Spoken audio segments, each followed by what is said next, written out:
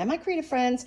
I thought I'd break down some of the projects that I shared with you that I had completed because I did not do a live to show you as I was working through them. They were I didn't have a game plan. I just kind of went as I went along and I worked on them for several days. So I did not do videos to teach you how, but I thought it would be fun to just kind of walk you through what I used and how I put this thing together. This is kind of my signature piece. So the theme for the bridal shower is kind of like a sophisticated Alice in Wonderland, or at least that's what the bride likes.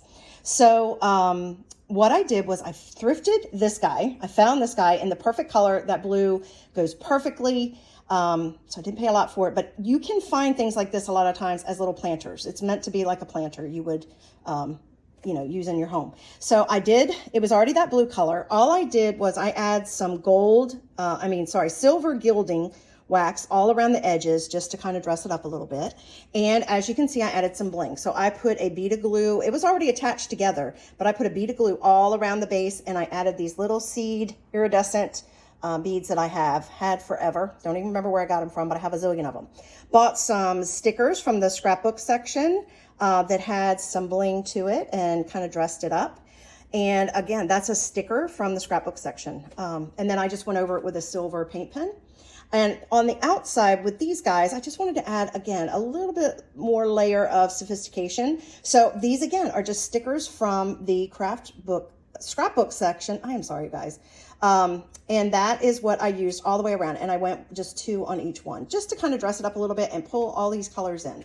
So as I mentioned, since it's a nod to Alice in Wonderland, of course we had to have a rabbit, but he had to look like an intelligent rabbit or a sophisticated rabbit instead of a cutesy rabbit. This guy, actually, they have these at Hobby Lobby right now this spring. It's spring 25. And I think they had a couple different sizes. So I grabbed this guy and I didn't do anything to him. This is how he came. I left him let him be.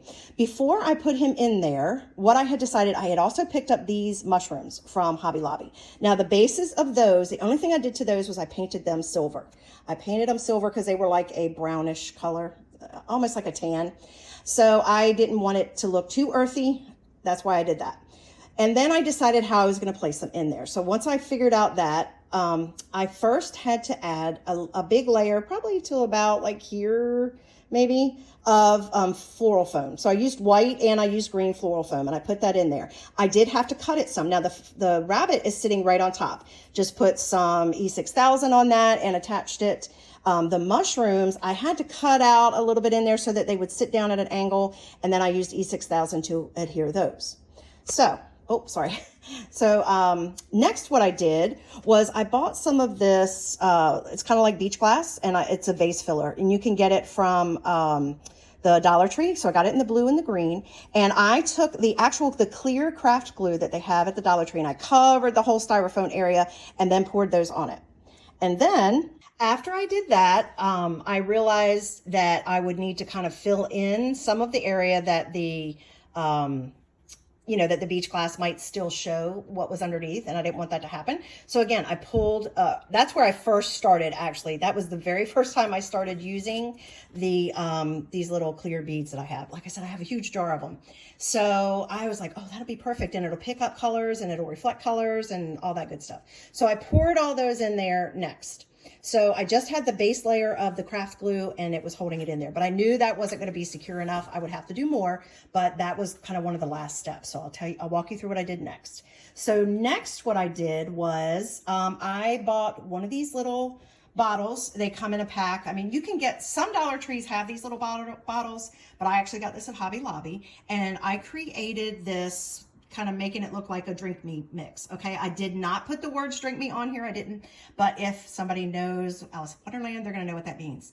So all I did to do that was used clear glue, and it was actually the clear, like Elmer's type glue that you can get at the Dollar Tree. And I added a little bit of paint in with it and stirred it. And then I glued the little cork that came on it. Now that cork actually was longer, and it had an eye hook on it. I just cut it in half, and I took the eye hook part off. And then I glued that little guy right down there in front of him, because I thought, well, that would be a fun. I was going to hang it from him, and then I was like, no, you know what I think I'm going to do? I'm just going to put it in front of him. I also found a pack of the little teeny tiny cards, little tiny playing cards. I was going to do big cards. I really was. That was really what I thought I was going to do. And then I saw these and I'm like, I don't want it to be too in your face, you know, that, oh, hey, this is about the cards.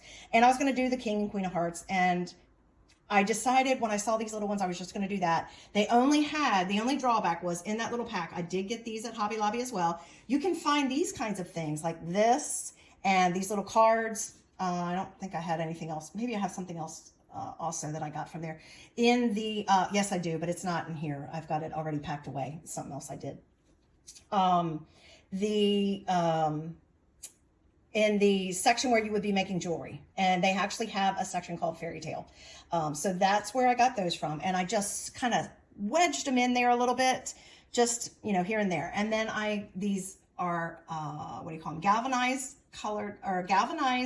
letters. I'm sorry, guys, I'm trying to go fast. From the Dollar Tree. You can get a pack of them and it goes like halfway through the alphabet and the other pack goes halfway through the alphabet. So I stuck those in there. I did put a little glue behind them to glue them to the mushrooms. And then I added a layer of paint. The paint wasn't sticking so great, so then I went and got my fingernail polish.